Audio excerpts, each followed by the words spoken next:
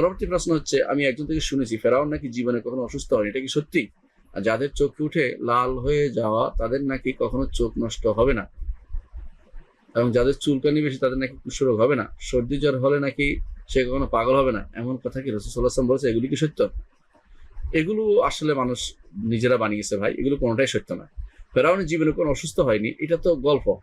এটা কোনো সরাসরি কোনো হাদিসেও আসেনি, কোরআনে কারিমে আসেনি। তাফসীরে কোনো কোনো গ্রন্থে এটা আসছে যে ফেরাউন বলছিল যে এই মাটি, এই পানি আমার, অর্থাৎ নদী আমার নিচ দিয়ে প্রবাহিত, অর্থাৎ আমার পাশ দিয়ে প্রবাহিত, আর আমি এত বছর পর্যন্ত আসি, আমার কোনো রোগ হয়নি। এগুলো হচ্ছে বানোয়াট কিচ্ছা অনেকটাই। তারপর কেউ কেউ উল্লেখ করে থাকেন, কিন্তু এটা সত্য না। অসুস্থ হয়নি কেউ, এমন হয় না। অসুস্থ সব মানুষই হয়।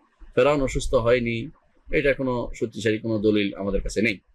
আর বাকি যেগুলো বলেছেন সেগুলো, চোখ উঠা, লাল হইলে আর চোখ নষ্ট হবে না, চুলকানি হইলে কুষ্ঠ হবে না, জ্বর হলে পাগল হবে না, এই জাতীয় কথাগুলো রাসূলুল্লাহ সাল্লাল্লাহু আলাইহি ওয়াসাল্লাম বলেননি। এগুলো মানুষে নিজেরা কুসংস্কার হিসেবে ধরে নিয়েছে। এগুলোর সাথে এগুলো রাসূলুল্লাহ সাল্লাল্লাহু আলাইহি ওয়াসাল্লাম হাদিস দ্বারা সাব্যস্ত হয়নি বা কোরআন দিয়ে সাব্যস্ত হয়নি এবং সাহাবায়ে কেরামের কওল দিয়ে সাব্যস্ত হয়নি। এগুলো শুধুমাত্র কিছু মানুষের বক্তব্য ছাড়া আর কিছু নিজেরা সেগুলোকে নিজেরা বানিয়ে নিয়েছে।